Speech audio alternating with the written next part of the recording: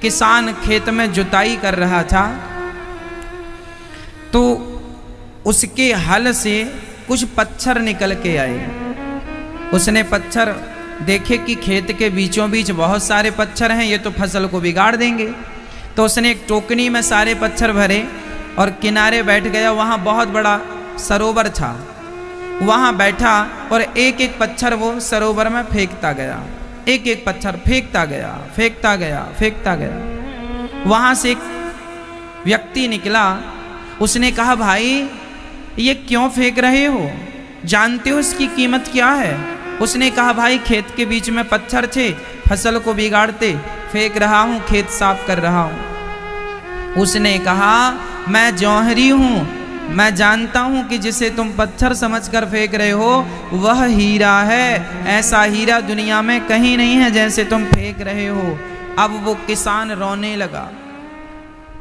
लगा कि मेरे तो टोकनी भर के हीरे थे, सारे फेंक दिए, बस एक बचा है। जौहरी बोला, पागल अब भी मत रो, जो गया उसे जाने दे, जो एक बचा है वह एक भी तेरी सारी जिंदगी की दरिद्रता मिटाने के लिए पर्याप्त है। जो बचा है उसको संभाल, जो गया उसका चिंतन छोड़। अर्थ क्या है? हमारे हीरे क्या है? हमारा वक्त, हमारा समय हीरा है। समय सबसे कीमती है, समय सबसे कीमती है। आपके 30 वर्षों का समय, 31 वर्षों का समय यदास अनिरुद्ध का गया, इतने सारे हीरे गए, पर कोई बात नहीं, घबराने की बात नहीं। जो वक्त गया सो गया, जो हीरे गए सो गए, अभी जो सांसें बची हैं वह भी पर्याप्त हैं। यदि व्यक्ति जाग जाए, समझ जाए और संभल जाए तो उन सांसों से भी कल्याण हो सकता है, उन बची हुई सांसों से भी बेड़ा पार हो सकता है। तो जो गई उसे जाने दो, जो बची है उसे संभालने में लग जाओ, उसका सदुपयोग करने में लग जाओ। यही जीवन का आत्मनिरीक्षण है। क्या खोया, क्या पाया, यही जन्मदिन है। हमें आत्मचिंतन करना चाहिए, मंथन करना चाहिए। हम पिछले साल ईश्वर से कितने दूर थे, इस साल, एक साल में हम ईश्वर के कितने करीब आए हैं। टर्नओवर तो सब चेक कर लेते हैं अपने कि मैंने पिछले साल कितना कमाया, इस साल कितना कमाया। ये तो आर्थिक बातें ठीक हैं कि आपके पास धन होना चाहिए, परंतु हम पिछले साल भगवान के कितने करीब थे और इस साल हम भगवान के कितने करीब आए हैं, ये भी आत्म मंथन हमें ही करना है, आत्मनिरीक्षण हमें ही करना, ये और कोई नहीं करेगा। तो दास अनिरुद्ध आपसे यही कहेगा कि ये दास अनिरुद्ध की जो उम्र गई 31 साल, मैं अपनी 31 साल की गई हुई उम्र से संतुष्ट हूँ। क्यों संतुष्ट हूँ? क्योंकि एक जंगल में लगी आग, सारे पशु पक्षी गए भाग, पर एक नन्ही सी चिड़िया अपनी चोंच में पानी भरती और जंगल की आग में बार बार डालती। एक कौआ बोला, चिड़िया क्या कर रही है? बोले, भाई साहब जंगल की आग बुझा रही हूँ। कौआ बहुत जोर से हंसा, अरे बहन, क्या तू जंगल की आग को बुझा सकती है?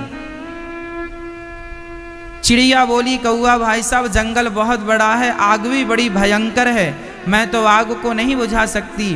तो फिर क्यों पानी डाल रही है? चिड़िया बोली, आग नहीं बुझा सकती तो क्या हुआ, आग बुझाने का प्रयास तो कर सकती हूँ, और मैं प्रयास कर रही हूँ इसलिए कि जब इतिहास उठाकर देखा जाएगा तो मेरा नाम आग लगाने वालों में नहीं, आग बुझाने वालों में लिखा जाएगा। बस ये दास अनिरुद्ध के 31 साल बीत गए। मैंने क्या किया है? मैंने अपने छोटे से मुंह में, ये हमारा मुंह बहुत छोटा सा है, दास अनिरुद्ध ने इन 31 वर्षों में जब से होश संभाला है तब से आज तक मैंने अपने इस छोटे से मुंह में केवल भगवान की कथा का जल उठा उठा करके गुरुजनों के चरणों से केवल आपके ऊपर सींचा है, ताकि आपके अंदर भी भक्ति का दिया जल सके, ज्ञान का दिया जल सके, और आपके अंदर लगी द्वेष की, घृणा की, नफरत की, नशा की ये जो आग है वह आग बुझ सके। उस आग को बुझाने के लिए ये दास ने अपने मुंह को, छोटे से मुंह में कथा का जल भर के मैंने कथा के माध्यम से ही मेरे भारत देश को नई दिशा, नई राह देने का प्रयास किया है कि शायद इसी से आप सबका, हम सबका कल्याण हो। हम आपको कथा के माध्यम से सारी चीज़ें बताते हैं कि भगवान की भक्ति कैसे करना चाहिए। हम आपको कथा के माध्यम से केवल भक्ति नहीं, यह भी बताते हैं कि गृहस्थ में कैसे रहना चाहिए, पत्नी का पति से क्या व्यवहार हो, पति का पत्नी से क्या व्यवहार हो, सास का बहू से कैसा व्यवहार हो, बहू का सास से कैसा, भाई का भाई से कैसा व्यवहार हो। समाज के हर मुद्दे पर ये दास अनिरुद्ध ने अपनी चोंच में वो ज्ञान का जल लेकर के, वो भक्ति का जल लेके आपके ऊपर छिड़काव किया है, ताकि आप सब भी शांति की ओर जाएं और लगी हुई समाज की वो आग बुझ जाए जो आग हम सभी को जला रही है। दहेज की आग कितनी भयंकर हमारे देश में धधक रही है, उस दहेज की आग में ये दास अनिरुद्ध ने ज्ञान का जल डालने का प्रयास किया है। हमने कितना, मैं ये नहीं कहता कि मैं सारी आग बुझा सकता हूँ। चिड़िया ने ये तो नहीं कहा कि कौआ भाई साहब मैं जंगल की आग बुझा, मैं जंगल में, समाज में, संसार की आग नहीं बुझा सकता, लेकिन बुझाने का प्रयास तो कर सकता हूँ। और प्रयास इसलिए करता हूँ क्योंकि ईश्वर ने मुझे भेजा है प्रयास के लिए। दूसरी बात कि जब भी इतिहास उठाकर देखा जाएगा, ये दास अनिरुद्ध को जब भी आप लोग याद करोगे तो आग लगाने वालों के नाम पर नहीं, आग बुझाने वालों के नाम पर याद करोगे कि कोई था जो समाज में लगी इस आग को बुझाने का प्रयास किया। ये दास अनिरुद्ध समाज की उन हर व्यवस्थाओं में आपकी सेवा करने को तैयार है। हमने आप लोगों को केवल भक्ति, ज्ञान और वैराग्य की बातें नहीं, अपितु हमने प्रकृति के संरक्षण के लिए भी आपसे बात की कि वृक्ष लगाओ और जल बचाओ। इन दोनों के बारे में हमने आपसे खूब चर्चाएं की हैं। किस प्रकार हमारे देश में नदियों को शुद्ध किया जा सकता है, किस प्रकार हमारे देश में रोजगार को बढ़ाया जा सकता है। पुरानी कथाओं में हमने हर विषय पर आप भारतवासियों से वार्ता की है, बात की है, डिस्कस किया है। आपसे हर मुद्दे पर हमने आपसे बात की है, हर विषय पर हमने अपनी बुद्धि के अनुसार प्रकाश डाला है। मैं वही चिड़िया हूँ, जितना पानी मेरी चोंच में आता है मैं डाल देता हूँ। मुझे ये नहीं पता होता कि इस चोंच के पानी से आग बुझेगी कि नहीं, आग बुझेगी कि नहीं ये तो मुझे नहीं पता, लेकिन मैं अपना प्रयास जारी रख रहा हूँ, मैं अपना कर्म करता हूँ। कर्मण्येवाधिकारस्ते मा फलेषु कदाचन। भगवान कहते हैं तू अपना कर्म कर, आगे मैं बैठा हूँ कि क्या करना है।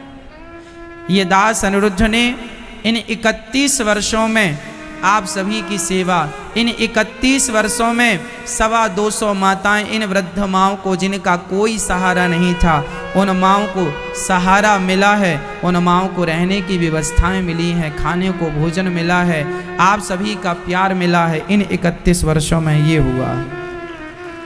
इन 31 वर्षों में यहाँ गौरी गोपाल जी की रसोई में अभी तक वृंदावन में कोई आता था तो उसके भोजन की व्यवस्था सुलभ नहीं थी, पैसों से भोजन मिलता था।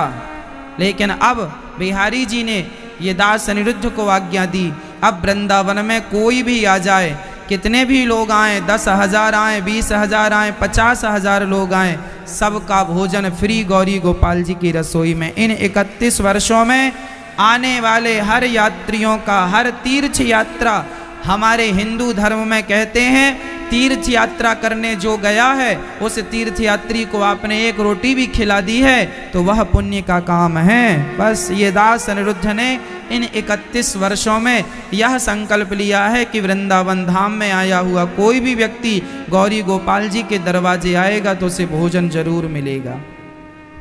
ये 31 वर्षों का मैं हिसाब दे रहा हूं आपको, ये मेरा हिसाब है 31 वर्षों का। आप पूछेंगे कि आपने 31 वर्ष में क्या किया, तो मैं आपको कह सकता हूं कि आप सभी के चरणों की धूल मैंने मस्तक से लगाई है इन 31 वर्षों में, और आप सभी के अंदर सोई हुई भक्ति को जगाने का प्रयास किया गया है इन 31 वर्षों में। अब ये तो रहे 31 वर्षों की बातें, अब आगे कितने वर्ष और हैं मेरी जिंदगी के शेष, ये तो मुझे नहीं पता, पर आप ऐसा आशीर्वाद दीजिएगा कि जब तक ये सांस रहे तब तक इसी प्रकार आप सभी भारतवासियों की सेवा करता रहूं, भारत माता की सेवा करता रहूं, वृद्ध माओं की सेवा करता रहूं और उन बच्चों को प्रेरणा देता रहूं कि जो बच्चे अपनी माँ को घर से निकालते हैं कि बेटा माँ की सेवा आपको मैं ये बताते हुए मुझे आज अच्छा लग रहा है कि यहाँ पर यदि 200 माताएं रहती हैं तो लगभग 200 ही ऐसी माताएं हैं जिनके बच्चे बेटा या बेटी आकर अपनी माँ को ले जा चुके हैं। महाराज जी गलती हो गई, मेरा हृदय परिवर्तित हो गया। लगभग 200 बेटा और बेटियां ऐसी हैं जिनमें 200 माताएं यहाँ आई, कुछ दिन रहीं, उनके बेटों ने कथा सुनी, उनका हृदय परिवर्तित हो गया कि मैं अपनी माँ के साथ गलत किया हूँ, उसको लाके माँ को सेवा करनी चाहिए। ऐसे बच्चे लगभग 200 बच्चे अपनी माँ को ले जा चुके हैं। तो 200 माँओं के जाने के बाद यहाँ लगभग अभी वर्तमान में 225 माताएं हैं।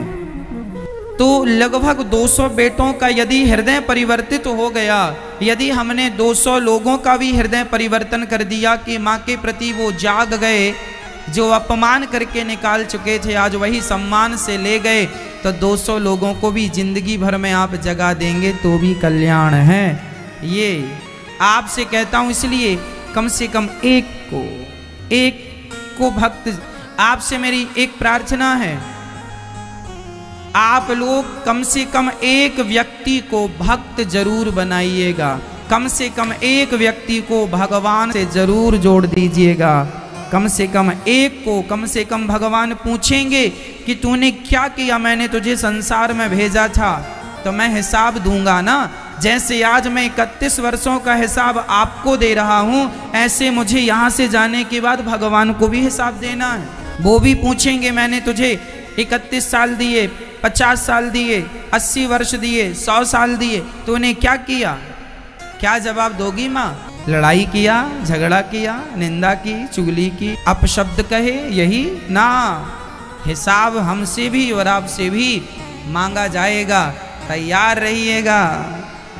भगवान कैसे हैं? सत चित आनंद बराबर सच्चिद आनंद। भगवान सत्य घन चित घन आनंद घन। भगवान सत्य है, चित है, आनंद है, विश्व की उत्पत्ति पालन संहार करते हैं। ऐसे भगवान के चरणों में हम अपने आप को समर्पित करते हैं। किसके सहित? राधा के सहित। श्री मतलब राधा, श्री मतलब क्या? राधा। श्री कृष्णाय मतलब कृष्ण, राधा सहित कृष्ण को हम नमस्कार करते हैं। इसलिए हमें अकेले कृष्ण को नहीं, राधा सहित कृष्ण को नमस्कार करना चाहिए। आपको पता है बिहारी जी के मंदिर में बिहारी जी का दर्शन तो होता है, लेकिन वहां बगल में श्री राधा रानी का भी स्थान है। राधा रानी के बिना भगवान नहीं रहते। कहीं भी आप जाएंगे, किशोरी जी का स्थान तो है। जगन्नाथपुरी जाएंगे तो वहां जगन्नाथ जी के चरणों में माता लक्ष्मी का स्थान है। अकेले नहीं है भगवान। जगन्नाथ जी कौन है जानते हैं? साक्षात नारायण ही जगन्नाथ जी। तो वहां लक्ष्मी जी बैठी हैं जगन्नाथपुरी में। द्वारिकाधीश में, द्वारिकाधीश जी के पास किशोरी जी बैठी हैं। वहां मतलब हमारे जो भगवान हैं अकेले नहीं हैं, प्रिया प्रियतम दोनों हैं। जहां राम होंगे वहां सीता जरूर होंगी, जहां कृष्ण होंगे वहां राधा जरूर होंगी, और जहां नारायण होंगे वहां लक्ष्मी जरूर होंगी। इसलिए युगल नाम हमारे यहाँ, हमारी वैष्णव परंपरा में युगल नाम जपते हैं। श्री मतलब राधा, राधे कृष्ण राधे कृष्ण राधे कृष्ण, सीताराम सीताराम सीताराम, युगल नाम। तो यहाँ पहले श्लोक में युगल नाम है श्री कृष्णाय वयम नुमः। श्री मतलब राधा सहित कृष्ण को हम नमस्कार करते हैं। सुखदेव भगवान का जन्म हुआ और जन्म लेते ही वो सन्यास लेने चल पड़े। अच्छा, सुखदेव जी कैसे विलक्षण संत हैं। जन्म लेते ही सन्यास लेने चल पड़े। किसी ने कहा ये क्या बात है, जन्म लिया और सन्यास? शादी कर लो, विवाह कर लो, थोड़ा रह लो, फिर चले जाना। सुखदेव जी बोले क्या भरोसा कि हम ये सब करने के बाद चले जाएं। आदमी गृहस्थ में ऐसा उलझता है कि फिर निकलता नहीं है। अच्छा, गृहस्थ जीवन बुरा नहीं है, गृहस्थी बुरी नहीं होती भक्तों, गृहस्थी बहुत अच्छी होती है। पर गृहस्थी में रहकर भगवान को भूल जाना ये जरा बुरी बात है। पति पत्नी पुत्र सब लोग प्रेम पूर्वक भगवान का चिंतन करो और चिंतन के साथ भगवान का ध्यान करते हुए अपनी गृहस्थी को चलाओ, कोई बुराई नहीं है। पर गृहस्थी में भगवान को भुला देना ये जरा बुरी बात है। गोरा कुम्हार, महाराष्ट्र के एक परम संत हुए हैं गोरा कुम्हार। कुम्हार थे, गोरा नाम इसलिए था क्योंकि बहुत गोरे थे, नाम था गोरा कुम्हार। घड़ा बनाते थे, बाजार में बेचते थे, पत्नी थी, एक बेटा भी था, अभी हुआ पिछले महीने, नाम रखा विट्ठल। गोरा कुम्हार किसके उपासक थे? ये महाराष्ट्र की घटना है। जैसे हम लोग वृंदावन में बिहारी जी की सेवा पूजा करते हैं ना, ऐसे महाराष्ट्र में विट्ठल भगवान की पूजा होती है। पंढरपुर में महाराष्ट्रियन लोग जो है अधिक विट्ठल भगवान की पूजा करते हैं। ये विट्ठल भगवान कौन है? जो भगवान बिहारी जी हैं वही भगवान विट्ठल हैं। एक रूप में वृंदावन में बैठे हैं, दूसरे रूप में पंढरपुर में बैठे हैं विट्ठल नाथ जी के रूप में। भगवान श्री कृष्ण ही विट्ठल नाथ हैं और भगवान श्री कृष्ण ही बिहारी जी हैं। तो हम सभी के लिए बिहारी जी के रूप में सुलभ हैं, वहाँ वालों के लिए विट्ठल जी के रूप में सुलभ हैं। तो गोरा कुम्हार जो थे वो विट्ठल भगवान के बहुत बड़े भक्त थे। वहाँ पंढरपुर के पास ही उनका गांव था। चूंकि काम माटी का था, माटी को रौंदना, घड़ा बनाना, बाजार में बेचना, जो पैसे मिल जाएं उससे पत्नी को बच्चों को खिलाना पिलाना खाना, और जो पैसा बच जाए उससे साधु सेवा कर देना। अच्छा, जो भगवान के भक्त होते हैं ना मैया, वो ज्यादा संग्रह परिग्रह में नहीं रहते। यदि हम ज्यादा धन के पीछे भागने लग जाएंगे तो हमारा भजन छूट जाएगा, हमारी भक्ति छूट जाएगी, भगवान का चिंतन छूट जाएगा। हम ये नहीं कहते कि पैसा नहीं कमाना चाहिए, पैसा खूब कमाना चाहिए, पर जितना पैसा आए उससे जितना आपको उपयोग में आए उतना तो आप उपयोग करो। आपके उपयोग से ज़्यादा पैसा बच रहा है तो उसका दोनों हाथ से उठा उठा के दान धर्म करने लग जाओ, ताकि वह पैसा सार्थक होता चला जाए। नहीं तो वही पैसा फिर आपकी बुद्धि बिगाड़ देगा। गोरा कुम्हार ऐसे ही थे, उन्हें जो मिल जाता उससे वो अपना परिवार का पेट भरते, उसके बाद भी बच जाता तो साधु संतों की सेवा में लगा दिया करते थे और जाप करते थे। गोरा कुम्हार माटी रौंदते जाएं और विट्ठल विट्ठल विट्ठल विट्ठल विट्ठल विट्ठल विट्ठल विट्ठला पांडुरंग विट्ठला विट्ठल विट्ठल विट्ठला पांडुरंग विट्ठला, ऐसा विट्ठल नाथ जी का वो नाम जपते थे। माटी रौंदते जाएं, घड़ा बनाते जाएं और विट्ठल विट्ठल विट्ठल विट्ठल विट्ठल जपते जाएं। बेटे का नाम विट्ठल क्यों रखा? इसीलिए कि पुत्र के बहाने भी भगवान का नाम याद आएगा। विट्ठल विट्ठल विट्ठल खूब नाम जपा। एक दिन क्या हुआ, बच्चा थोड़ा बड़ा हुआ, घुटनों के बल चलने लगा। एक दिन गोरा कुम्हार माटी रौंद रहे थे। पत्नी बोली सुनो, हम बच्चे को सुला रही हैं, ये वो सो रहा है, घर में पानी नहीं है, हम कुएं से पानी भर के आ रही हैं, आप जरा बच्चे को देखना। तो जहाँ वो माटी रौंद रहे थे आंगन में, वहाँ पर ही उस बच्चे को कुछ बिछाकर उसकी माँ ने सुला दिया और वो पानी लेने कुएं में चली गई। तभी बच्चे की नींद खुल गई और बच्चा जागा और वह छोटा सा विट्ठल घुटनों की बल अपने पिता को देखा। उस समय गोरा कुम्हार माटी रौंद रहे थे, घड़ा की तैयारी चल रही थी। आंख बंद करके गोरा कुम्हार माटी भी रौंद रहे थे। अब देखो माटी रौंदने में 2 घंटा लगता है, तो 2 घंटा माटी रौंदने में 2 घंटा खराब हो जाएंगे, इसलिए 2 घंटा को सफल कैसे बनाया जाए? बोले आंख बंद कर लिया और विट्ठल विट्ठल विट्ठल विट्ठल विट्ठल विट्ठल, वो जो 2 घंटा माटी रौंदने में जाएंगे वो भगवान से ध्यान लग जाएगा तो माटी भी रुंध जाएगी और भगवान का भजन भी हो जाएगा। तो गोरा कुम्हार ध्यान मग्न हो गए और विट्ठल नाथ जी का ध्यान करने लगे। विट्ठल नाथ जी की छवि सामने आ गई। ठाकुर जी कमर में हाथ रख के खड़े हैं, भगवान के सुंदर से चरणों का दर्शन हो रहा है, भगवान के सुंदर से नेत्रों का दर्शन हो रहा है। विट्ठल नाथ जी के ध्यान में गोरा कुम्हार डूब गए और बड़े भाव से विट्ठल विट्ठल विट्ठल पुकारने लगे और माटी रौंद रहे। उसी समय बच्चा जागा और वो बच्चा अपने पिता को देखता है, माँ तो थी नहीं, पिता को देखा, पिता की तरफ भागा और पिता के पास गया तो वहाँ छोटा सा बच्चा घुटनों के बल चलता था, पकड़ करके खड़ा हुआ पिताजी के पास जाने के लिए। वहाँ गड्ढा था, रौंदने के लिए गड्ढा होता है। वह बच्चा विट्ठल उस गड्ढे की तरफ बढ़ा। उसे पता, बच्चे को पता नहीं कि यहाँ गड्ढा है, बच्चे तो बच्चे चले गए और वह विट्ठल गड्ढे में गिर गया। माटी गीली थी, माटी में उसके पांव धंस गए। दुर्भाग्य ये देखिए कि जहां विट्ठल गिरा, बच्चा गिरा, गोरा कुम्हार माटी को रौंदते रौंदते वहीं आ गए और गोरा कुम्हार का पांव बच्चे के सिर पे पड़ा तो बच्चे का सिर माटी के अंदर चला गया। फिर दूसरा पांव कमर में पड़ा तो कमर भी माटी के अंदर चली गई। कुल मिला के बच्चे को भी रौंद डाला गोरा कुम्हार ने, क्योंकि गोरा कुम्हार तो ध्यान मग्न थे, विट्ठल विट्ठल जप रहे थे, ध्यान भगवान का था, लेकिन खुद का बेटा पांव के तले रौंद दिया गया। उस माटी की घुटन में बच्चे ने चीख तो लगाई, चिल्लाया, रोया, लेकिन चूंकि ध्यान इतना पक्का था गोरा कुम्हार का कि बच्चे की चीख कानों तक पहुंच ही ना सकी।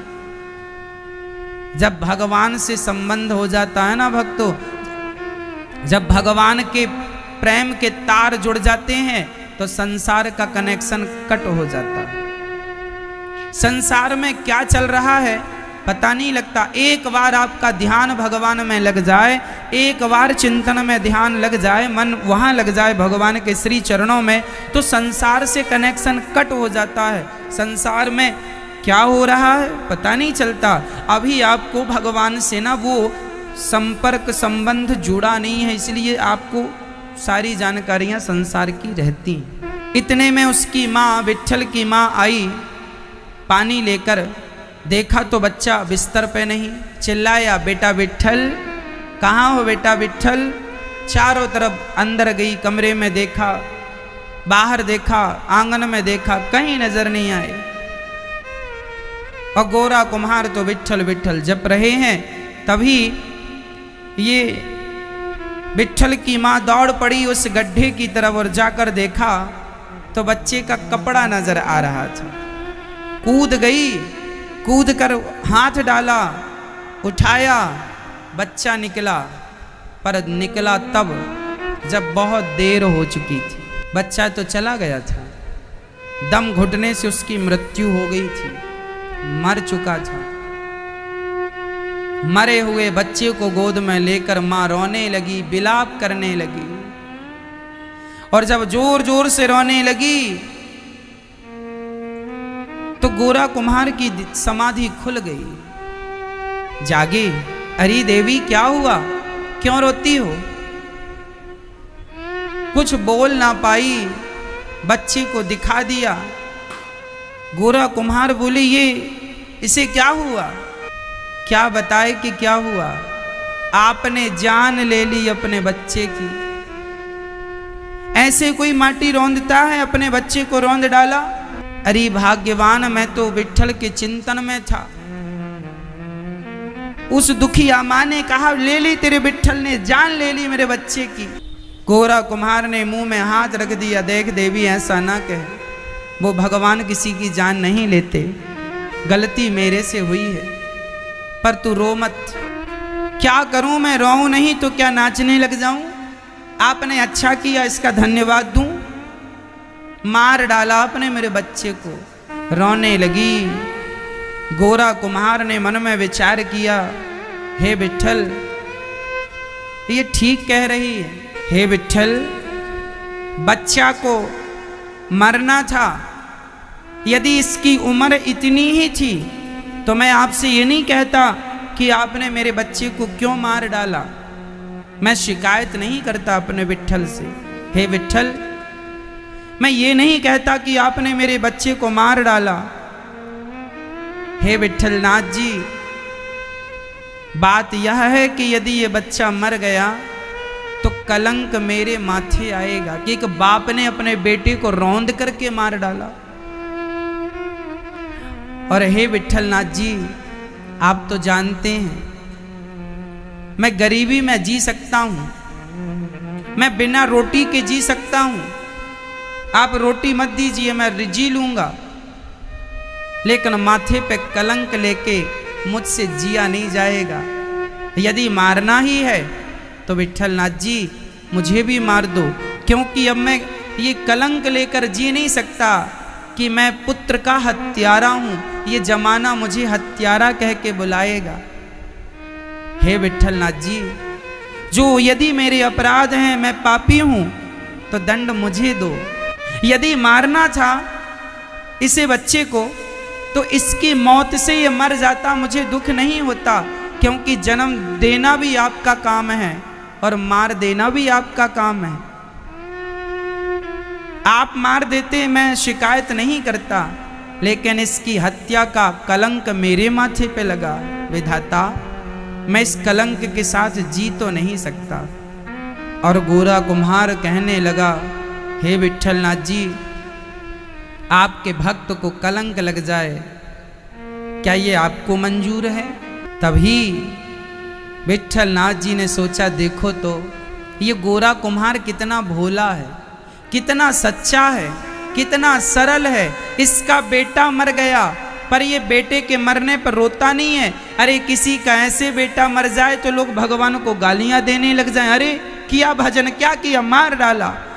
लेकिन उस समय भी गोरा कुम्हार पॉजिटिव बातें कर रहे थे, भगवान से ये नहीं कह रहे थे कि तुमने हमारे बेटे को मार डाला। विधाता यदि इसकी इतनी ही उम्र थी तो कोई बात नहीं, सबकी आयु निश्चित है, पर कलंक माथे पे लगा है मेरे। इसलिए भगवान विट्ठल नाथ जी की आंखों में आंसू आ गए। भक्त की उदारता देख करके, भक्त का प्रेम देख करके, भक्त का समर्पण देख करके आंखों में आंसू आ गए। और जब आंखों में आंसू आए भगवान की, तो भगवान ऐसी कृपा करते हैं कि वह विट्ठल नाम का बच्चा वहां लेटा हुआ था। भगवान ने ऐसी कृपा की कि मरे हुए बच्चे के अंदर फिर परमात्मा ने प्राणों का संचार कर दिया और वह विट्ठल उठ करके बैठ गया। देखते देखते गोरा कुम्हार के, उसकी पत्नी के वह बच्चा उठकर बैठ गया। तुरंत गोरा कुम्हार ने भगवान का धन्यवाद दिया, विधाता आपने मुझे कलंक से बचा लिया। तब गोरा कुम्हार अपनी पत्नी को समझाते हैं, अरे भाग्यवान, बेटा आएगा और जाएगा, क्या बेटों के चक्कर में भगवान से हम झगड़ा करें? इस बेटे से ज्यादा कीमती भगवान है, इस बेटे से ज्यादा महत्व भगवान का है पगली। इसलिए बेटा मिल गया, ठीक है, उसका प्रसाद समझ के बेटे को रखना, लेकिन बेटे का इतना मोल ना बढ़ा देना कि इस बेटे के मोल के सामने भगवान का मूल्य कम हो जाए। बेटों का भी मूल्य है, बहुत मूल्य होता है बेटों का, लेकिन परमात्मा का मूल्य तो सबसे अधिक है। इसलिए देख ये रहा तेरा विट्ठल, लेकिन भगवान को इस हाल में कभी गालियां ना देना, अपशब्द का प्रयोग ना करना।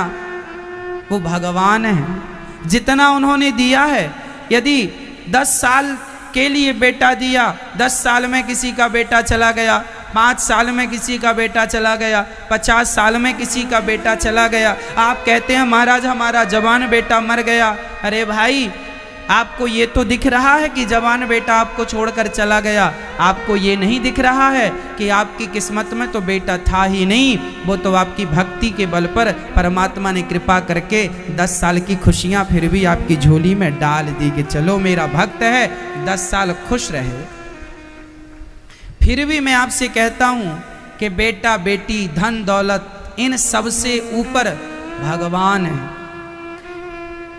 यदि सबसे ऊपर भगवान ना होते तो बताओ फिर मीराबाई बिना बेटे के इतनी खुश कैसे रह लेती। यदि बेटों में ही खुशियां हैं तो फिर मीराबाई के तो कोई बेटा नहीं था, स्वामी विवेकानंद जी के तो कोई बेटा नहीं था, रामकृष्ण परमहंस जी का तो कोई बेटा नहीं था। था गोस्वामी तुलसीदास जी का तो कोई बेटा नहीं था, सूरदास जी का तो कोई बेटा नहीं था।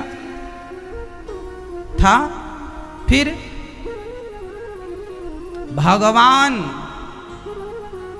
भगवान भगवान हैं, सबका अपना अपना मूल्य होता है भक्तों, सबका अपना अपना महत्व है, पर भगवान का महत्व सबसे अधिक है। और हमारे रियल जीवन में भी ईश्वर का महत्व सबसे ऊपर ही होना चाहिए। ऐसे गोरा कुम्हार को भगवान विट्ठल जी ने प्रत्यक्ष रूप से दर्शन दिया। ऐसे भगवान जो गृहस्थ में रह करके विट्ठलनाथ जी की भक्ति करते हुए, गोरा कुम्हार गृहस्थी थे, पत्नी और पुत्र के साथ रहते थे, पर पत्नी और पुत्र के साथ रह करके उन्होंने अपने भगवान को कभी भुलाया नहीं। बस मेरी माँ, मैं आपसे यही कहता हूँ कि आप भी गृहस्थ में रहना, पर उस परमात्मा को कभी ना भुलाना। कभी ना भुलाओगे तो मैं वचन देता हूँ कि वह तुम्हारी भी रक्षा करेगा और तुम्हारे बच्चों की भी रक्षा करेगा, तुम्हारे परिवार की भी रक्षा करेगा। सबकी रक्षा वही करते हैं और सबके रक्षक वही है।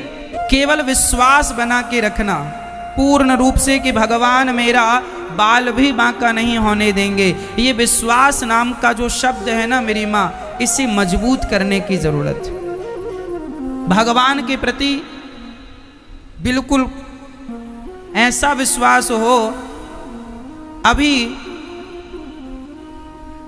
उस विश्वास की मैं कैसे, हनुमान जी ने छाती फाड़ के दिखाया। जब जमाने को विश्वास नहीं होता ना तो हनुमान जी को छाती फाड़ना पड़ता। देखो ये है, राम जी बैठे हैं, हनुमान जी ने तो छाती फाड़ के दिखा दिया, पर विडंबना तो ये है कि मैं कैसे बताऊं, मैं तो छाती भी नहीं फाड़ सकता।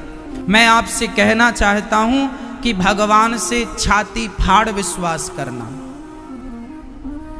कैसा विश्वास? छाती फाड़। जैसे हनुमान जी को कितना विश्वास था। हनुमान जी को एक बार माता सीता ने मोतियों का माला दे दिया, हनुमान जी पहन लो। तो हनुमान जी मोतियों के माले को दांतों से, बंदर को कुछ भी मिल जाए ना वो सूंघता है, दांत से काटने लगता है। तो हनुमान जी दांतों से काट काट के मोती की माला फेंकने लग गए। तो सब लोग हंसने लग गए, अरे बंदर क्या जाने मोती क्या होता है, बंदर तो बंदर है, हाँ बंदर है। हनुमान जी समझ गए कि ये लोग क्या कह रहे हैं। हनुमान जी बोले आप लोग क्यों हंस रहे हैं? तो किसी ने कह दिया कि बंदर क्या जाने अदरक का स्वाद। हनुमान जी बोले अच्छा ऐसी बात है। अरे भाई मैं ये मोती इसलिए फेंक रहा हूं क्योंकि ये मोती में मेरे राम नजर नहीं आ रहे हैं, इन मोतियों में मेरे राम नहीं है, और जिसमें मेरे राम नहीं है उसे मैं धारण करके क्या करूंगा? तो किसी ने ताना मार दिया, अच्छा तो राम जी कहाँ हैं? हनुमान जी बोले मेरे अंदर राम है। तो किसी ने कहा अच्छा अंदर राम है कैसे पता? आपने कह दिया, हमने मान लिया। हनुमान जी बोले नहीं मानो मत, मैं दिखाता हूं। और जो विश्वास के साथ, देखिए एक भक्त का विश्वास कैसा है। हनुमान जी का विश्वास था कि मेरे अंदर भगवान है, और इस विश्वास से छाती फाड़ी तो सीताराम नजर आ गए। प्रहलाद को विश्वास था कि इस खंबे पे भगवान है। हिरण्यकश्यपु ने प्रहार किया तो भगवान भक्त का विश्वास टूटने नहीं देते। कुल मिला के मैं यही कहना चाहता हूँ विश्वास आपका काम है, उस परमात्मा पर विश्वास करना, और उस परमात्मा का काम है कि आपके विश्वास की रक्षा करना। वो विश्वास की रक्षा करते हैं, पर कब? जब आपका विश्वास 100% हो, तब 99% विश्वास होगा, काम नहीं बनेगा। 100% विश्वास करना पड़ेगा। यदि आपको 100% विश्वास करने की आदत है तो फिर भगवान आपके विश्वास को टूटने नहीं देंगे। ये विश्वास आप अपना देख लो, भगवान अपना देख लेंगे। सुदामा जी को विश्वास था कि हमारे श्याम सुंदर हमें मिलेंगे, भगवान मिले। मीराबाई को विश्वास था, आज ना सही कल, कल ना सही परसों भगवान का दर्शन होगा, हुआ। नरसिंह मेहता को विश्वास था कि बाई का, बाई मतलब नरसिंह मेहता राजस्थान में बेटी को बाई कहते हैं। राजस्थान में बेटी को क्या कहते हैं? बाई। तो जो नरसिंह मेहता की बेटी थी उसका नाम नानी बाई। विश्वास था कि बाई का मायरा भरने आएगा, बाई चिंता मत करियो, सांवरा आएगा। ये क्या था मेरी माँ? क्या था? क्या था? एक भक्त का विश्वास है कि वो मायरा भरने आएगा, और जब विश्वास उसने किया 100%, तो भगवान बहना का भाई बन के आ गए और विश्वास से मायरा भर दिया। आज भी नानी बाई का मायरा लोग कहते हैं, सुनते हैं, गाते हैं। ये विश्वास का विषय है। आपको कितना विश्वास है भगवान पर? इसलिए कहता हूं 100% विश्वास करना, एक रत्ती भर भी कम ना हो। यदि विश्वास है तो रक्षक भगवान है। द्रौपदी ने हाथ उठा दिया, विश्वास से रक्षा हुई। यदि विश्वास हम करते हैं तो विश्वास की रक्षा भगवान करते हैं। जब विश्वास होगा तो भगवान होंगे, विश्वास नहीं तो भगवान नहीं। भगवान सुखदेव जी का जन्म हुआ, ऐसे सुखदेव जी जो जन्म लेते ही सन्यासी हो गए, ऐसे सुखदेव भगवान को प्रणाम करते हैं। 88,000 संतों का आगमन हुआ है। उन संतों के बीच में सूत जी नैमिषारण्य में बैठे। सभी लोगों ने कहा हमें कथा सुनाइए। कौन सी कथा सुनाए? जो कानों को अच्छी लगे। कैसी क्वालिटी हो कथा की? कृष्ण प्राप्ति करम शाश्वत साधनम तत्वदाधुना। कथा हमें शाश्वत सुनाइएगा। शाश्वत कथा क्या होती? कृष्ण प्राप्ति करम शाश्वत। ऐसी कथा सुनाइए जिससे कृष्ण की प्राप्ति हो जाए, निरंतर वह रस बना रहे। गोस्वामी तुलसीदास जी लिखते हैं कि कथा सुन सुन करके जो अघा जाए, अघा जाए मतलब तृप्त हो जाए। कथा सुन के जो ये कहने लग जाए अरे हमने तो बहुत कथाएं सुन ली, जो आदमी कथा सुन के ये कहने लग जाए हमने तो बहुत कथाएं सुन ली, इसका अर्थ इसने अभी कुछ नहीं सुना। क्योंकि कथा में तृप्ति होती नहीं है।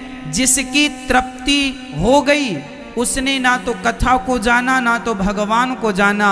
और जिसकी कथा में प्यास दिनों दिन बढ़ती गई बढ़ती गई बढ़ती गई बढ़ती गई, समझ लेना कि वही है जो कथा और भगवान दोनों को जान रहा है।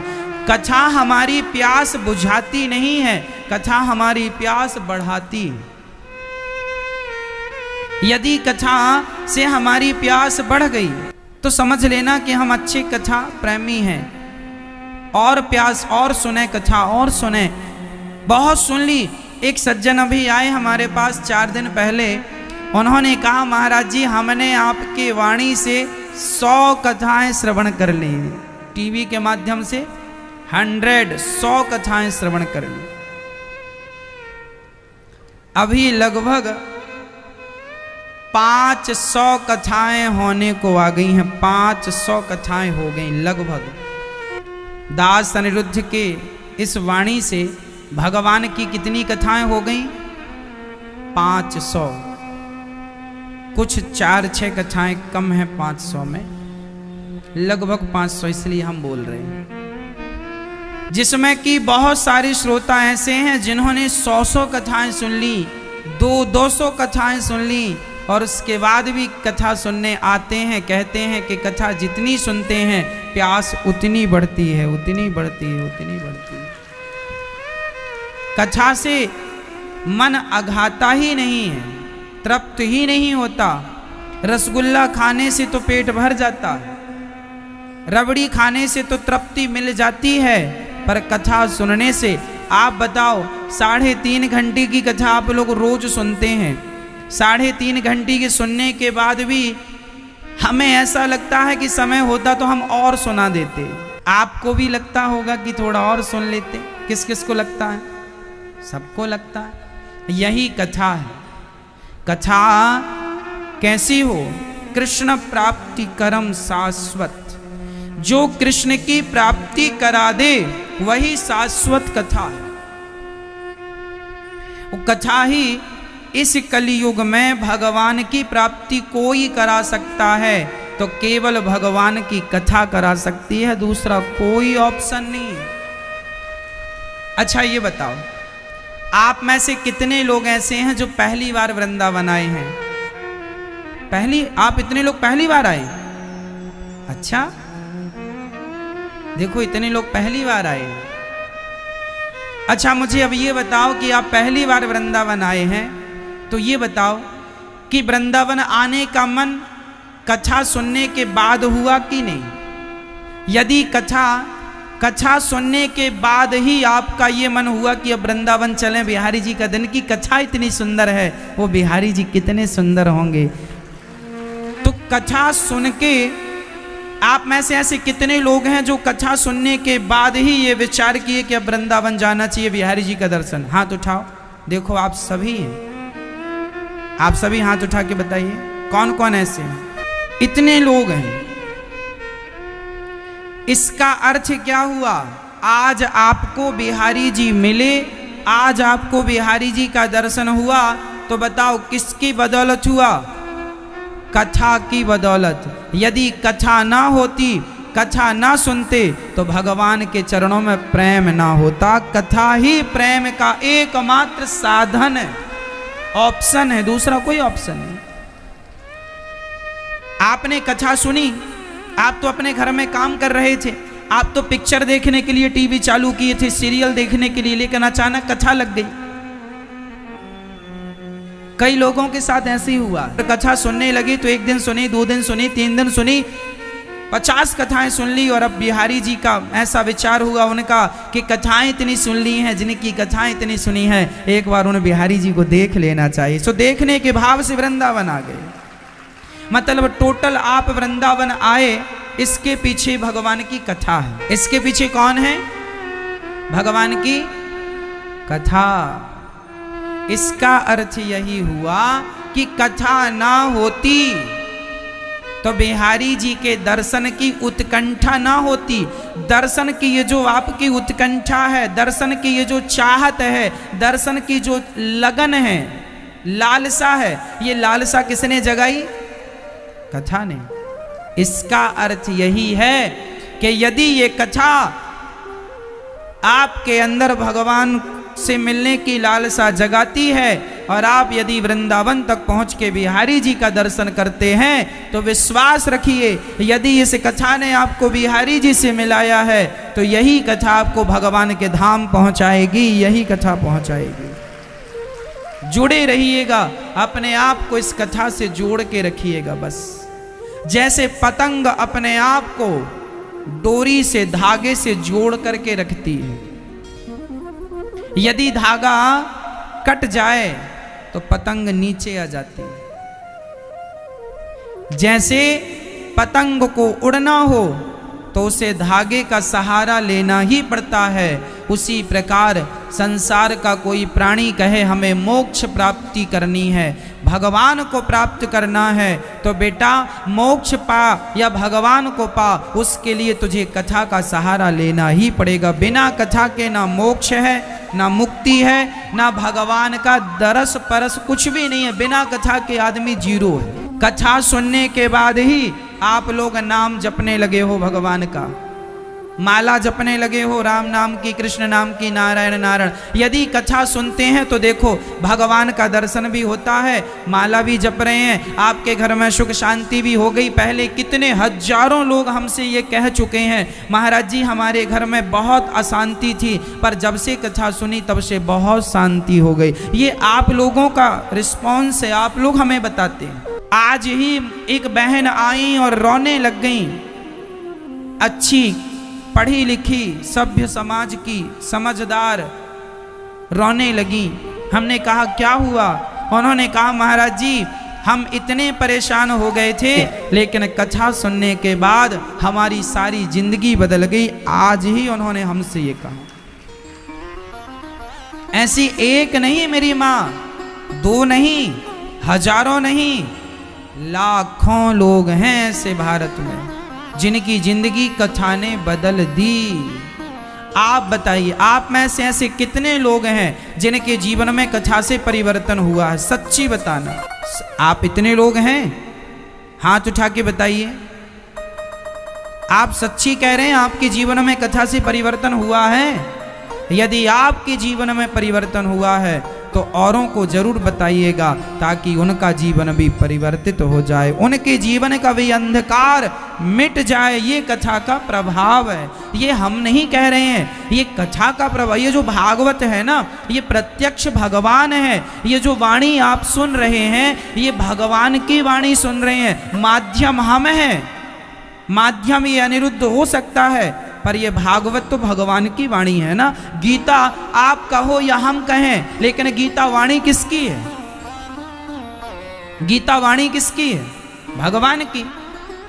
तो ये जो आप भागवत सुन रहे हैं, ये हमारी वाणी नहीं है। हम तो न्यूट्रल हैं, जीरो हैं। हमारे द्वारा परमात्मा की ये वाणी ही आप श्रवण कर रहे हैं। मेरी ताकत नहीं कि मैं आपको सुना सकूं, समझा सकूं। ये विधाता ही इस रूप में, इस भाव में आपको सुना और समझा रहे हैं। तो ये वाणी ईश्वर की वाणी है, श्याम सुंदर की वाणी है। कैसी कथा हो? कृष्ण प्राप्ति करम शाश्वत साधनम तत्वदाधुना। एक बार ये जो कथा आप लोग सुनने बैठी हो ना मेरी माँ, एक बार यही कथा राजा परीक्षित को सुखदेव जी सुना रहे थे शुकताल में। शुकताल गंगा का किनारा, शुकताल में एक वृक्ष के नीचे छांव में सुखदेव भगवान कथा परीक्षित को सुना रहे थे। तभी देवराज इंद्र आए और इंद्र ने कहा कि ये कथा हमें सुना दो और स्वर्ग का अमृत राजा परीक्षित को पिला दो। सुखदेव जी ने कहा क्यों पिला दें परीक्षित को अमृत? बोले ये अमर हो जाएंगे ना, 7 दिन बाद मरना है, और हमें ये कथा रूपी अमृत पिलाओ। तो सुखदेव जी ने राजा परीक्षित से पूछ लिया, क्यों परीक्षित, आपको स्वर्ग का अमृत पीना है कि कथा अमृत पीना है? परीक्षित ने कहा प्रभु स्वर्ग का अमृत पीऊंगा तो 2 मिनट में पी जाऊंगा, उसका स्वाद 2 मिनट का है। भाई आप 1 गिलास पानी कितने मिनट में पी लेते हैं? 1 गिलास पानी को पीने में मुझे लगता है 10 सेकेंड का भी वक्त नहीं लगता होगा, हाँ या ना? 10 सेकेंड से भी कम वक्त में लोग पानी 1 गिलास पी सकते हैं। तो स्वर्ग का अमृत यदि मैं 1 घड़ा भी पीऊंगा तो ज्यादा से ज्यादा 5 मिनट का सुख है। लेकिन ये कथा तो जब तक मेरे प्राण नहीं निकल जाते तब तक ये कथा मुझे सुख देती रहेगी, सुख देती। इसलिए मुझे स्वर्ग का अमृत नहीं, मुझे कथा अमृत, तब कथा अमृतम तप्त जीवनम।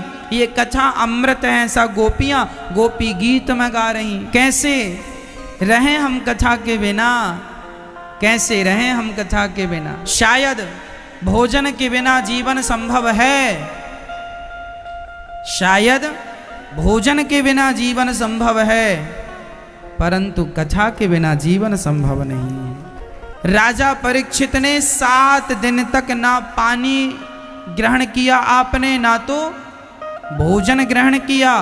परीक्षित से सुखदेव भगवान कहते रहे कुछ खा लो, कुछ पी लो। सुखदेव भगवान से परीक्षित कहते हैं प्रभु कथा ही भोजन और पानी दोनों की पूर्ति कर रही है, इसलिए कथा ही हमें पीने दो, कथा ही पीने दो। कथा अमृत है, पीने दो, पीने दो। स्वर्ग के अमृत से कहा, स्वर्ग का अमृत स्वर्ग दे सकता है, पर कथा अमृत तो भगवान का धाम दे सकती है, इसलिए स्वर्ग के अमृत से कथा करोड़ों अरबों खरबों गुना श्रेष्ठ है। स्वर्ग में तराजू बांधी गई, एक पलड़े पर भागवत जी को रखा गया, दूसरे पलड़े पर स्वर्ग के तमाम सुखों को रखा गया। तौल कर देखा गया भारी कौन है, पता चला भागवत सबसे भारी है। भागवत से इंद्र ने कहा आप में क्या है, तब भागवत से भगवान प्रकट हो गए, बोले भागवत तो मैं स्वयं हूँ, प्रत्यक्ष कृष्ण एव ही, भगवान ही भागवत है, भगवान ही भागवत। इसलिए लोग अपने पूर्वजों के निमित्त पोथी पाठ कराते हैं ताकि उनके पूर्वजों को शांति मिल जाए, उनका कल्याण हो।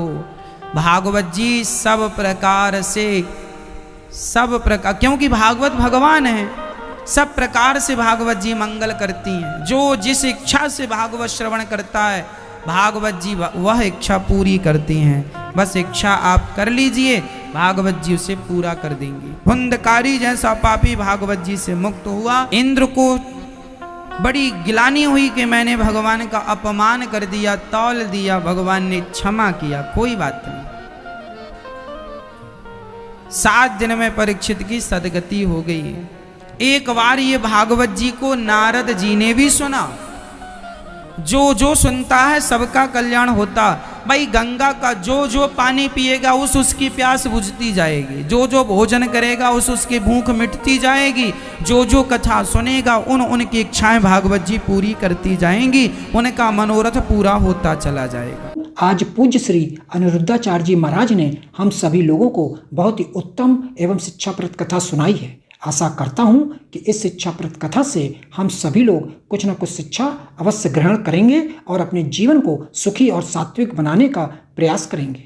मित्रों, अगर आपको यह शिक्षाप्रद कथा पसंद आई हो तो वीडियो को लाइक करें और अधिक से अधिक लोगों को शेयर भी करें, जिससे और भी लोग महाराज जी की इस शिक्षाप्रद कथा से शिक्षा लेकर अपने जीवन को सुखी बना सकें।